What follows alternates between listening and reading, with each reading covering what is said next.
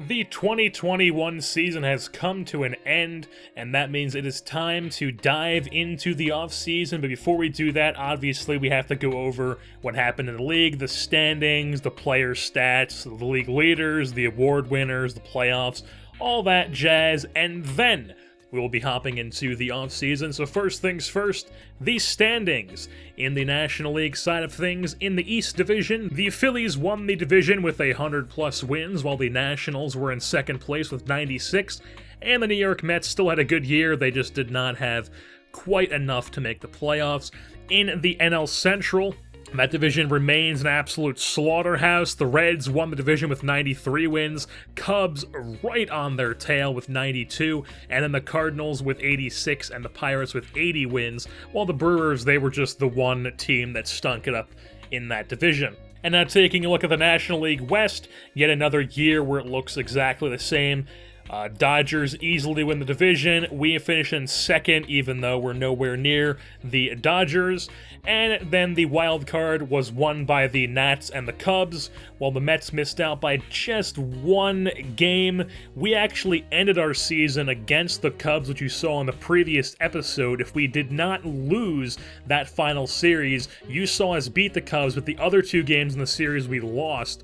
So if we did not lose that series, we could have played spoiler to the Cubs and helped the Mets get in, but that did not turn out to be what happened. On the American League side of things, the Yankees won the East yet again. They are OP again with 105 wins. Red Sox not quite what they used to be with 93 wins, but they do get into the playoffs, while the Rays miss out entirely with 86 wins. In the Central, yet again, Cleveland easily wins the Central.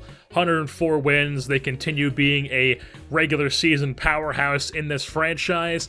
In the West Division, the Astros bounce back from a disappointing 2020 season, and they win the West yet again. So the A's were second place, the Angels and the Mariners, all three of those teams won 80+ games, and then the wild card, it was the Red Sox and the Athletics. Mariners, unfortunately, were not able to put Cueto to use and get into the playoffs. And there you have on your screen the playoff bracket. We will take another look at that after we go after the stats of our players on the Giants. So starting things off, we get the 5'6" hit machine himself, Peter Mooney. He actually had the highest OPS on the Giants with an 899 OPS. He earned himself the second base job. He got his opportunity, and he ran with it. Shane Peterson, also similar to Mooney, got his chance to prove himself, and he took full advantage. That first base position against right-handed pitching, 878 OPS, 13 home runs for him over 288 Bs. He will most likely be the first baseman next year as well. While Jock Peterson with a D, he had a great first year with the Giants, an 859 OPS, 24 bombs. Aaron Altair, also a solid first year with the Giants, the everyday center fielder for us, 829 OPS, 22 bombs, 19 stolen bases. We signed him to a 2-year extension at the trade deadline, so he'll be back for next year, and I believe one more year after that was what we signed him to. Buster Posey had yet another season where he stunk it up the last 1 or 2 months of the season. His OPS dropped down below 800 because of that, and he fell way out of competition for the batting title, which we will get onto a bit later on. Ryan Schimpf also had his worst season as a member of the San Francisco Giants, a 741 OPS. Did hit 25 home runs, but the OPS is definitely not what you expect to see from Ryan Schimpf after the first 2 seasons he had for us. And the plan for Schimpf is to re-sign him and then trade him later on in the offseason, which we will talk about later on in the episode. Tetsuya Yamada also had very much a down year, a 716 OPS, still hit 23 home runs, still swiped 15 bags, just not what you like to see, especially since he did have the highest OPS on the entire team in the previous season. He is making very little money, though. He is on a very cheap contract, a very team-friendly deal, so not too much to worry about there on the money side with him, and hopefully I'm pretty confident he will turn things around in the 2022 season. While Robbie Grossman has been a very consistent member of our team, he's had like a mid-700s OPS all 3 seasons with a high OBP that he's been with us, but this will be his last season as a member of the Giants, and the biggest reason for that is because we want to get this guy, Elliot Ramos, many more ABs in the 2022 season. He was mainly the 4th outfielder all season long, a 720 OPS. Not the greatest year, but we are hoping he can really have a breakout year getting everyday ABs in right field next season. And you've also got Brandon Crawford, who had another bad year offensively. He had a pretty good start to the year, but the rest of the year was just usual Brandon Crawford at the plate. Last year of his deal, he will not be back as well. Brandon Crawford, I understand he's a long-term Giant in real life, but he will not be back for us in this. Joey Bart didn't have the greatest year overall in his first year in the big leagues, but he did end the season on a high note. He was on fire for all of September, and I believe a big chunk of August as well. He was swinging the shillelagh quite well, so good to see Joey Bart do that as he does. He could potentially be our everyday catcher in the 2022 season and beyond. And then as far as guys who did not end the year as a member of the team, but they technically did because they were on the September call-ups, but they're not currently, so I have to look at their career page or their player card and then career stats. Seth Mejias-Breen had solid numbers as the first baseman versus left-handed pitching with an 830 OPS. Gilberto Fuentes, not the greatest first taste of the big leagues, but hopefully he will be able to improve upon that next year. I am confident he will be able to because his ratings are just too damn good to put up that type of an OPS. While Franklin Barreto has yet another poor offensive season for us, I'm hoping his rating increases he got in AAA, since he played pretty well down there and got a decent boost to his ratings, can help him be a much more productive player next season. Seth Beer, on the other hand, has been a very disappointing player in the big leagues and in AAA, not what you like to see from the Clemson Tiger product. And Steven Duggar barely played at all in the big leagues. He was in AAA playing every day. Got a pretty decent ratings boost because of it. He will still be outfield depth for us next season. Stuart Fairchild, also very small sample size in the big leagues, still an outfield depth option as well. And now taking a look at the pitching side of things, we've got Derek Rodriguez, who was the best starter on the team, aside from Cueto, obviously, but he did not finish the season on our team. D-Rod with a 2.71 ERA, a 3.59 FIP. That was his best season in the big leagues, and hopefully he can just continue to improve upon that, maybe lower his FIP down so it's more even with his ERA. And then we've also got Sean Anderson, who had an okay season, 4.41 ERA, 4.54 FIP. Not great, not bad either, just an okay year for the Florida Gator. Sean Jelly, the 6'11" righty out of Kentucky, pretty decent rookie season for him, a 3.30 ERA, but a little bit misleading ERA as his FIP was 4.28. Still a solid rookie season nonetheless. Josh James had a lot of innings out of the pen for us, but he did not have the greatest year of 5.10 ERA, 4.40 FIP.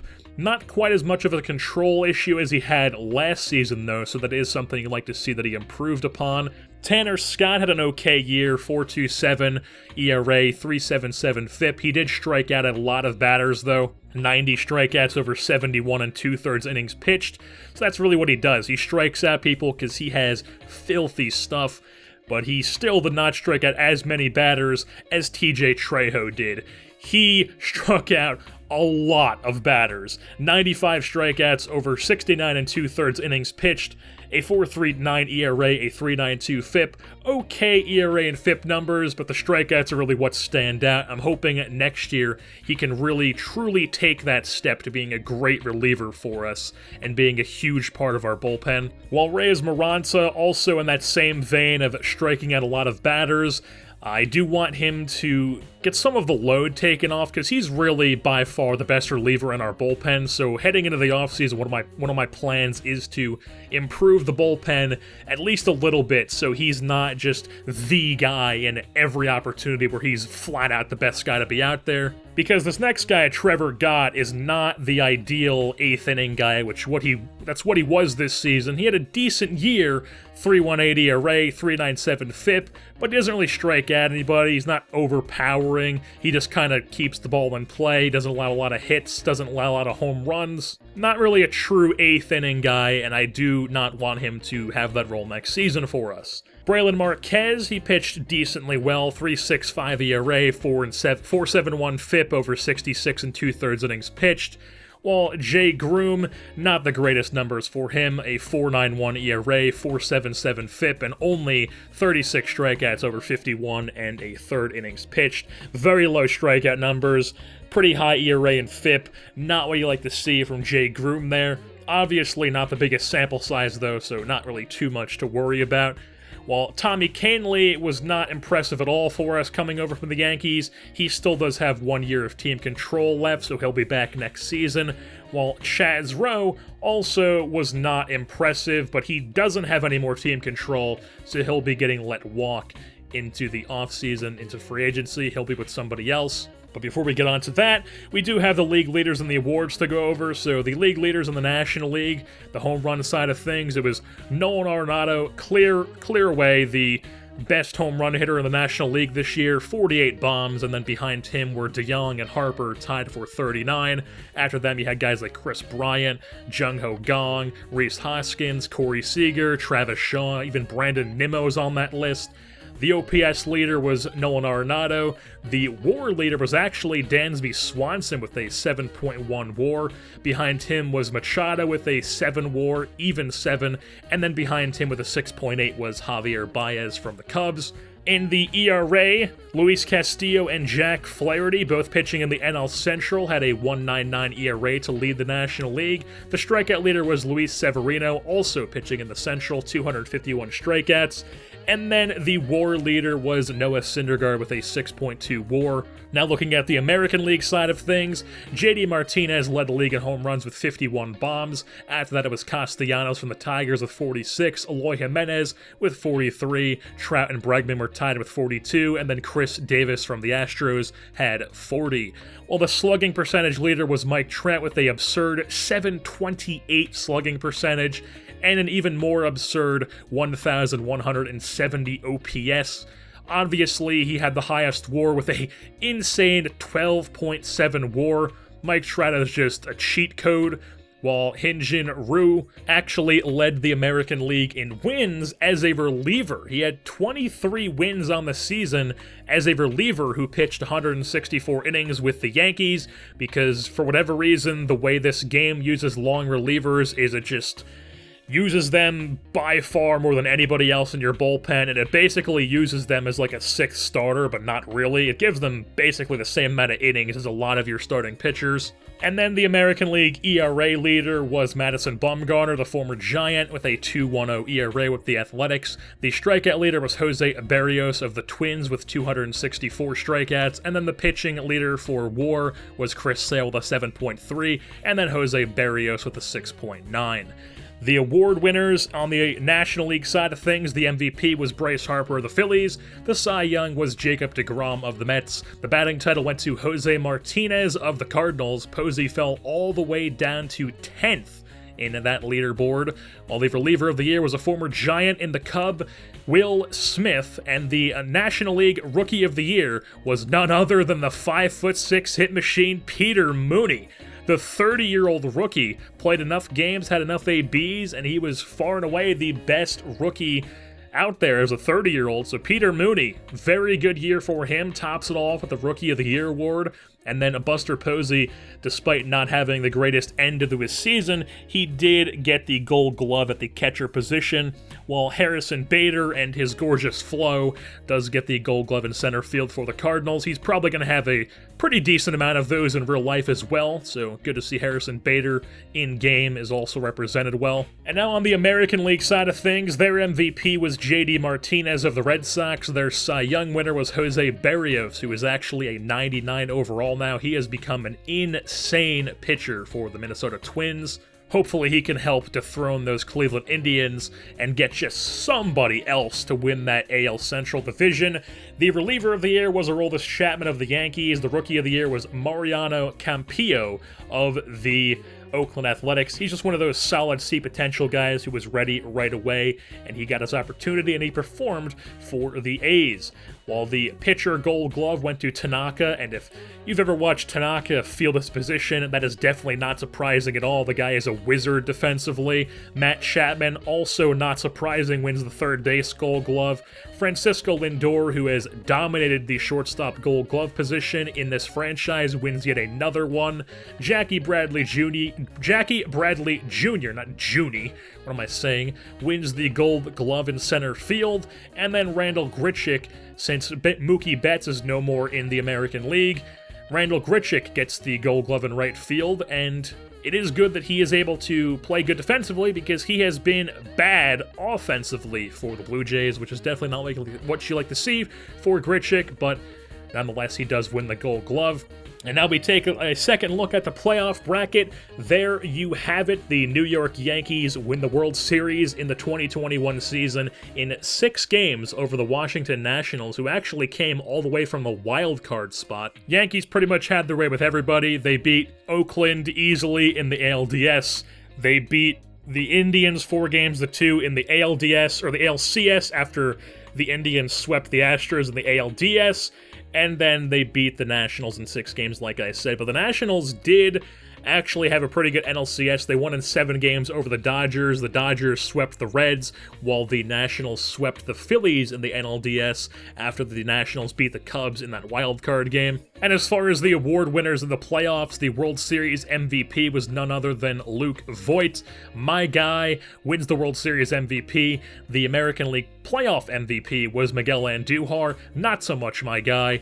And the National League playoff MVP went to Juan Soto of the Nationals, who has become an absolutely insane player. I mean, look at those ratings. The guy's probably the best position player in the National League at this point.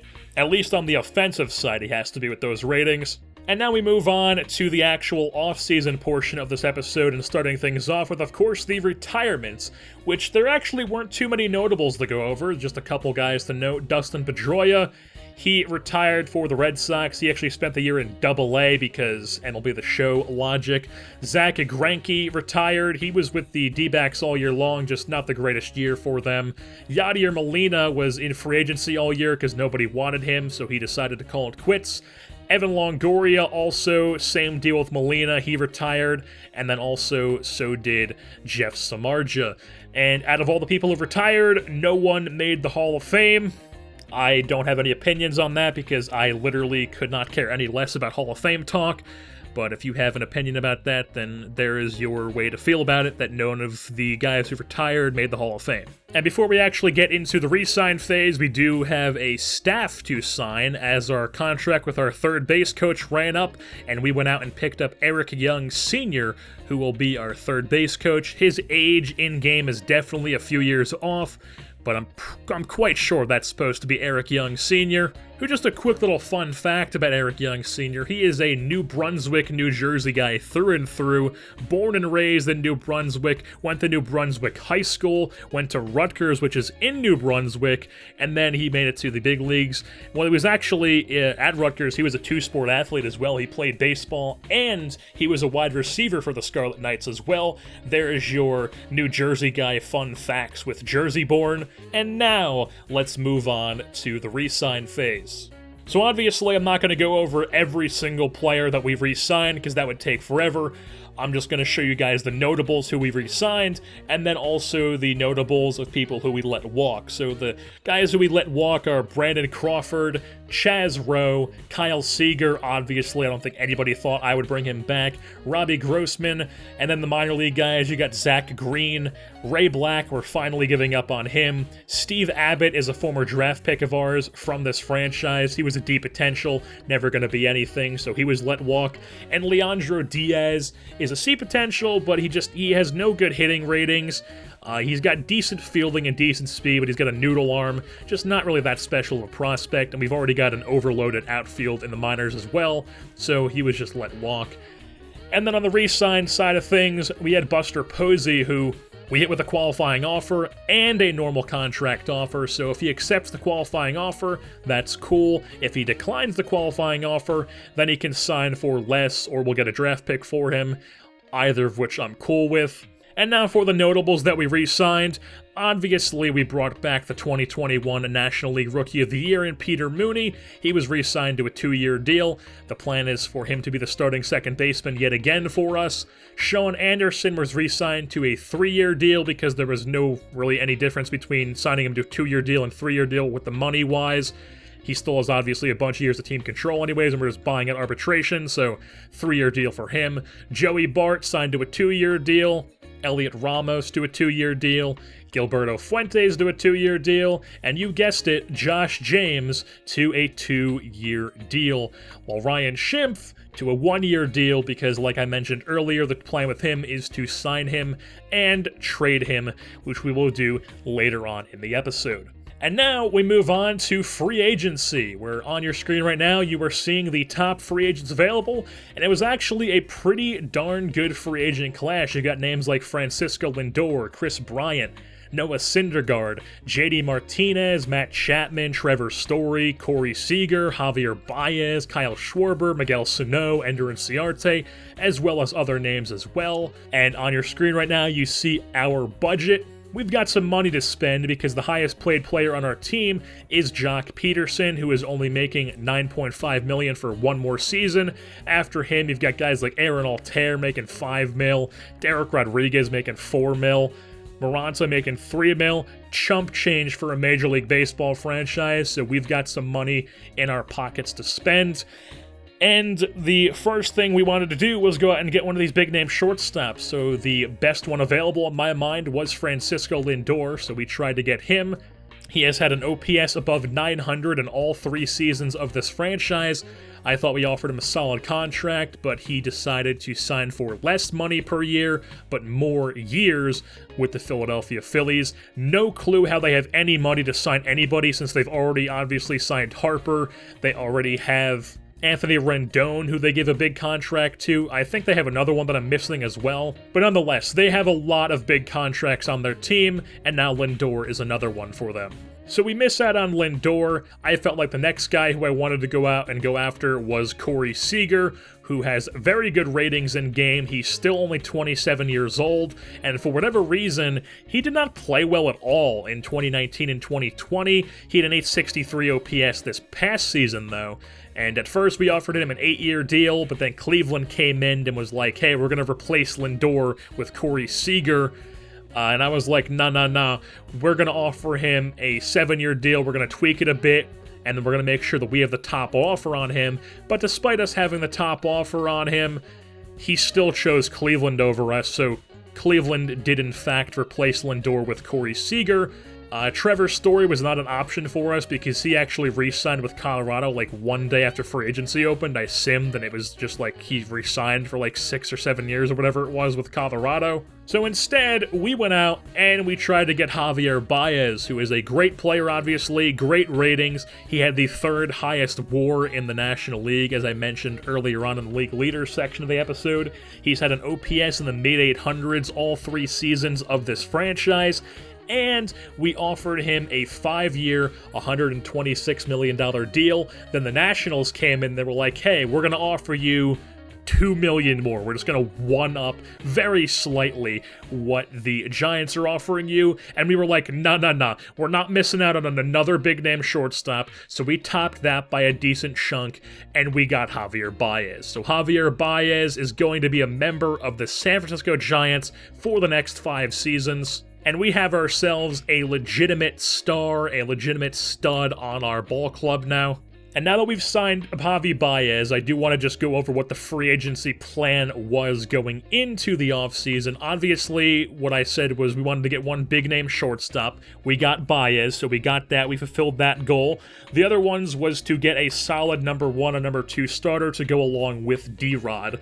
The other plan was to improve the bullpen, and I also wanted to get a solid 4th outfielder who could also start against lefties in left field, because Ramos is going to be playing every day in right field, while Peterson only plays against right-handed pitching in left field, And then also, if Buster Posey does not come back to us, then I do want to pick up a veteran catcher to back up Joey Bart, because I don't want two unexperienced catchers in the big leagues, because as it stands right now, our catchers would be Bart and Chase Numata, both of them unexperienced. I would want an experienced guy to back up Bart. So start things off with the starting pitching goal. Andrew Heaney was my first choice as I started to go after. He ended up going back to the Angels, unfortunately, so I decided to go after two solid number 3 starters instead. The first one being Hyun-Jin Ryu, who is coming off a 23-win season in the bullpen for the Yankees. He was also very solid in 2020 for them. We signed him to a 1-year, $5 million deal as he is a 35-year-old. Don't want to commit too long to him. And then the other guy we offered was Dylan Bundy, who was someone who I didn't want to give him a huge contract, so we couldn't trade him away in after a season or two of being with us if I decided that Gruma Marquez should be in the rotation now or somebody else. So I didn't want to lock myself down to not being able to trade away this contract if we do need to trade it away. So we offered him 3 years, $18 million, that's $6 million a year, and he has been consistently actually solid in Baltimore. And my thinking is that if he's on an actual good team, which I'm hoping we are going to be this season, maybe he steps up to being even better. Maybe instead of just being a solid third guy, he can actually be a legitimate what they thought Dylan Bundy was going to be. And then on the bullpen side of things, the first guy we looked at was Felipe Vasquez, who is a filthy left-handed reliever. His stats from 2021 kind of scared me a bit, but I still kept my offer on him, and he decided to sign with Houston anyways. So Felipe Vasquez will not be joining us, but we will be going after Raisel Iglesias from the Regs. We offer him a 2-year deal, $15 million. Very good ratings-wise. He's had very good seasons with the Reds the past 2 seasons. And he's going to start off being our 8th inning guy in the bullpen because he signed with us. So Iglesias is going to be our 8th inning guy, but if Maranta struggles, then I will have no problem putting Iglesias as the closer and Maranta as the 8th inning guy, because like I said, I do want to take the pressure off of Maranta from being the only guy who is really any good in the bullpen, and I feel like we did that with Iglesias. And we also picked up Ryan Buchter, who was available once the arbitration guys became available. We signed him to a 1-year, very cheap $2 million deal. He's got great hit per 9 rating, a great K per 9 rating. He's got insane break on his pitches.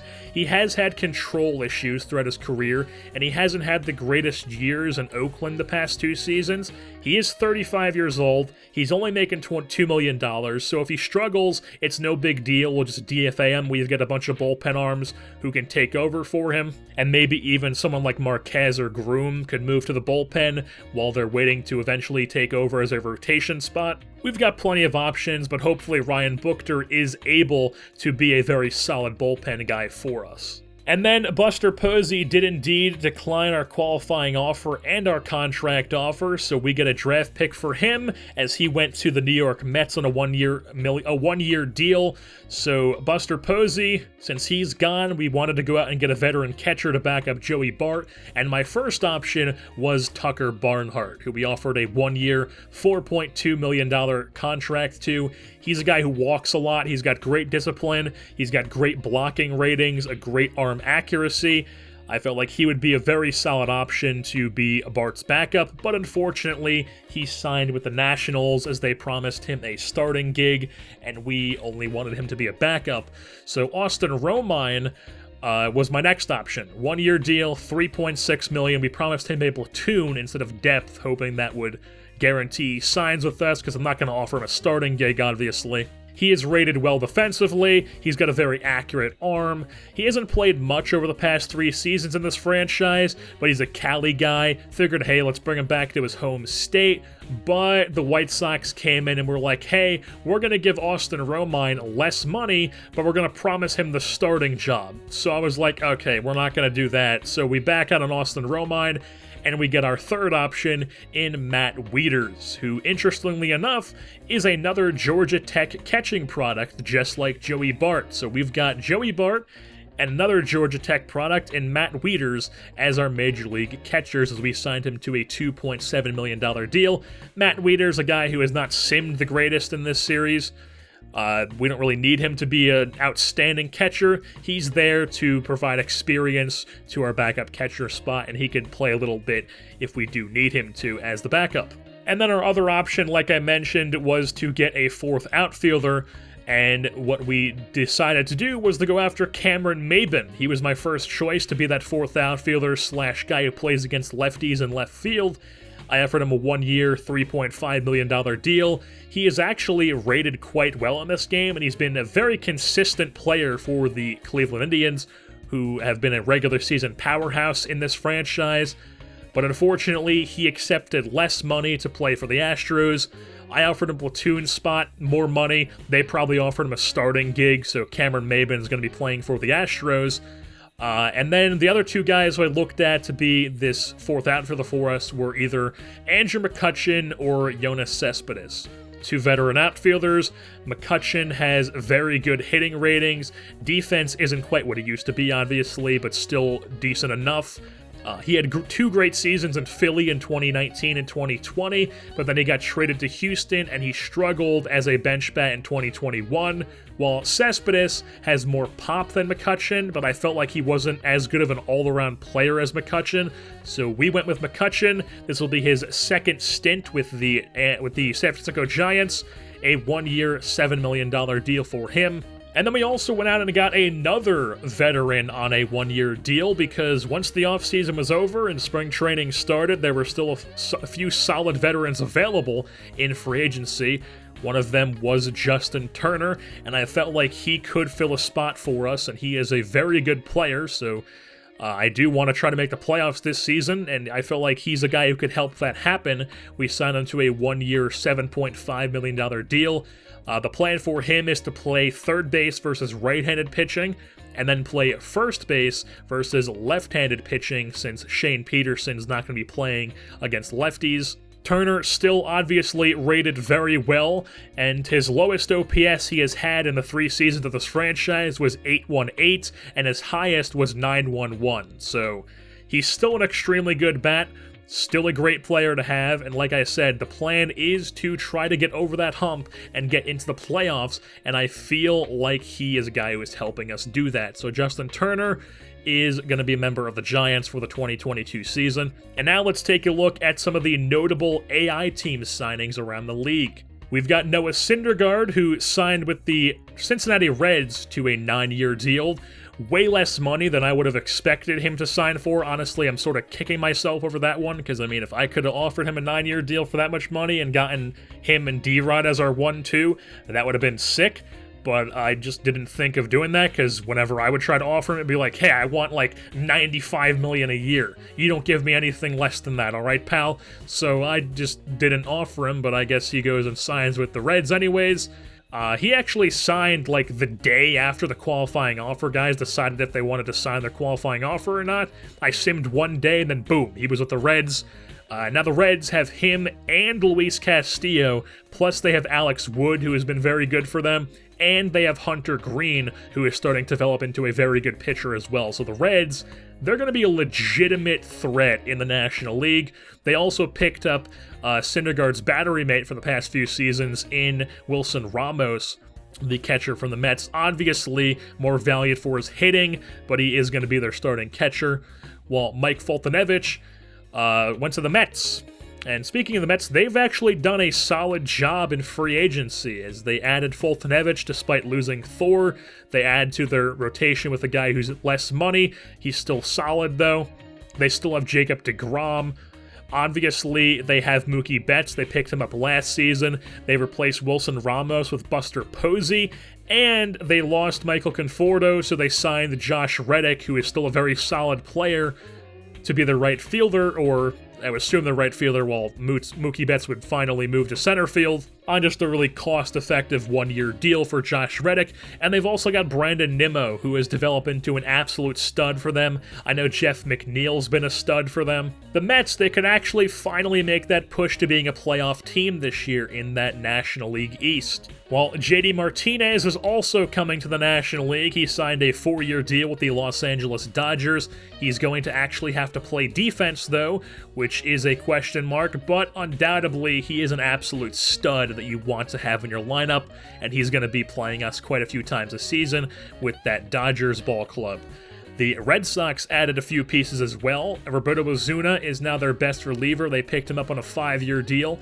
They added to the rotation with Zach Wheeler on a 4-year deal, as well as the former Giant in Brandon Beachy. They also picked up Michael Conforto, and he is now in their outfield mix as well. Staying in the American League East, there was Kyle Schwarber, who actually signed with the Orioles, because the Orioles actually went out and did something to help their team out. So Kyle Schwarber, 5-year deal. He is now by far the best bat on the Baltimore Orioles. And he does have the potential to rake out there, because the AL East does have quite a few stadiums that are just places where you can hit a lot of home runs. Aroldis Chapman is no longer going to be in the AL East, as he joined Felipe Vasquez with the Houston Astros, and they now have 2 filthy lefty arms in their bullpen, while Kyle Bearclaw signed a 5-year deal with the Philadelphia Phillies, only $5 million per year. I honestly wouldn't have given him 5 years, but I mean, when I looked at offering him, he was like, yeah, I'm not taking anything less than $9 million. So, me getting screwed there by people wanting more money as well. And then Brandon Belt signed a 2-year deal with the Nationals. He spent last year with the Phillies. He's now going to be spending the next 2 with the Nationals. Matt Duffy also signed with the Nationals. Tommy Pham is going to be coming to the NL West, as the Rockies made a couple ads, as Tommy Pham is going to be on their team now, as well as Matt Adams, who they traded for. There actually weren't any insane offseason trades. They all happened at the deadline this year. Matt Adams was actually having a great year in 2021, but then he got hurt in July. It was either July or August and missed the rest of the season. He was actually in the running for the MVP before he got hurt, and Matt Adams is now going to be hitting at Coors Field, so he has the potential to really put up some numbers this year for the Rockies. While Chris Davis, who had a great year in 2020 with the Astros, is going to be staying in the state of Texas in 2022 with the Texas Rangers. And then Didi Gregorius was scooped up by the Kansas City Royals, while Brian Dozier was picked up by the Indians. And now finally the thing I've been hinting at all episode, the Ryan Schimpf trade. He was sent along with Sean Jelly and Tyler Stevenson to the Los Angeles Angels in return for Tyler Skaggs. Ryan Schimpf obviously was the best bat on our team in 2019 and 2020, a down year in 2021, but he still has multiple years as team control, and he can obviously help out their lineup over there for the Angels. While Sean Jelly had a solid rookie season for us in 2021, he was just kind of on the outside looking in after all the free agent signings. When we picked up Ryu, when we picked up Dylan Bundy, obviously Ryu's only on a 1-year deal, but Dylan Bundy on a 3-year deal. I didn't want anything else blocking Groom and Marquez's ways. As of right now, those guys are like the 6th and 7th starters in our organization, so if anybody struggles or get hurt, those guys are the first 2 ones we look at. And I just didn't want Jelly to be blocking those guys or being blocked by those guys and just kind of rotting away in our organization, so we decided to get some value out of him. Sean Jelly, solid young pitcher with a ton of team control, going to the Angels. And then Tyler Stevenson, a converted catcher, now corner outfielder, power bat, good plate skills, good arm. He can provide some decent pop to their lineup when he gets to the big leagues, as they do have some quite old corner outfielders in Brian Goodwin, who is in his mid-30s now or early 30s, and then Justin Upton, who is getting up there in age and also hasn't been the greatest for them. And Tyler Skaggs is a guy who has consistently been solid for the Angels. He's 30 years old. He's got 2 years left in his contract at $9.1 million per this year and next year. And he will be the legit 1-2 that I wanted to top my rotation with D-Rod. So it'll be like D-Rod 1, Skaggs 2. 3-4 would definitely be some combination of either Bundy or Ryu and Bundy. And then 5 would be Sean Anderson. So I feel like the rotation is actually looking pretty solid this season. And as we're talking about that, the 2022 opening day roster is scrolling by on your screen. I feel like we picked up some veterans who can definitely help us win.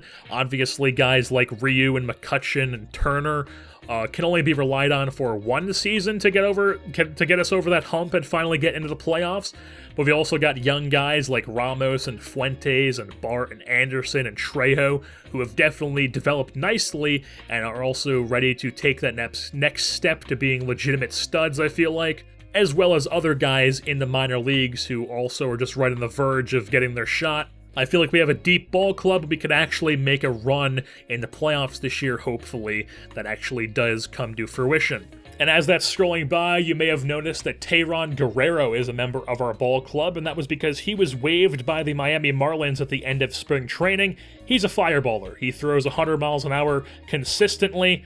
He's got no options left, obviously. That's why he was waived. I figured we would give him a shot in the Major League bullpen. If he doesn't work out, that's fine. We'll just send him that at AAA. If he goes through waivers, doesn't get claimed, we've got a guy in AAA like Tayron Guerrero. If he doesn't, that's fine. We've got plenty of arms in AAA who could take over and pitch in the major leagues. One of like Groom or Marquez could pitch in the bullpen if we really wanted to get them some time in the big leagues.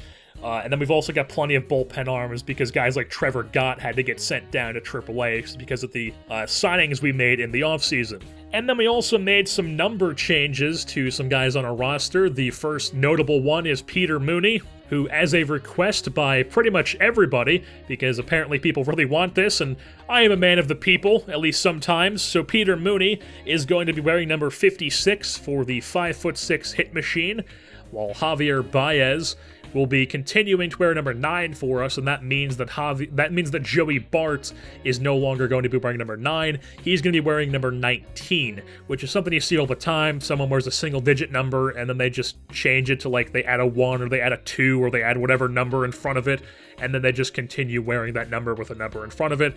19 was the most obvious one for me, so I picked 19 for Joey Bart. While Matt Wieters is going to be wearing number 32, because that's what he's worn throughout his whole career in college and the major leagues.